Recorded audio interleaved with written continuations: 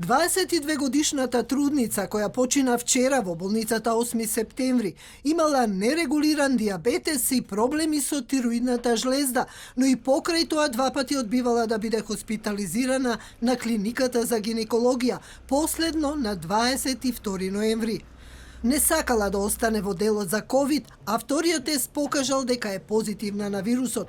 Кога дошла трет пат, утрото на 23 ноември, била примена во многу лоша состојба и со мртов плод породена наредниот ден со царски рез. И покрај тоа, пациентката одбила хоспитализација и кога дојдена на 23 утрото, веќе била со мртов плод и со многу влошена лабораторија. Значи, во комплетен пореметен ацидобазен статус, со многу висока гликемија, некаде околу 30, со многу високи 30.000 дедимери, значи во сомнолентна, била сомнолентна и таа веднаш е префрлена во шок соба и почна тоа со породување на пациентката. Ова било прва бременост на 22-годишната родилка.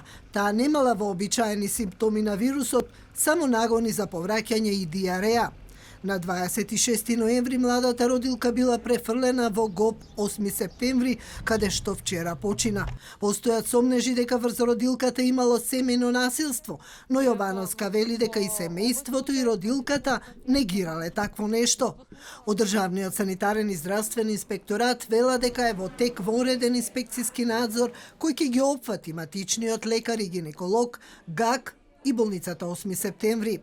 Во делот за ковид, на ГАК досега престојувале 310 пациентки, од кои 180 се породени, мал дел од нив завршиле во ковид центрите. Пациентките кои што се бремени имаат полесна симптоматологија, доколку е тоа контролирано и доколку се јавуваат на време. Јас би сакала да апелирам до сите трудни да ги слушаат советите на докторите.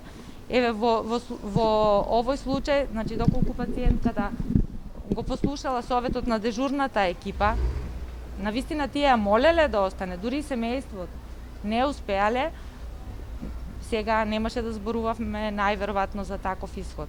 Инаку досега 5 трудници починаа од ковид. Во фокус е и смртта на многу млади луѓе за кои беа направени 25 воредни инспекцијски надзори, од кои 11 се во тек.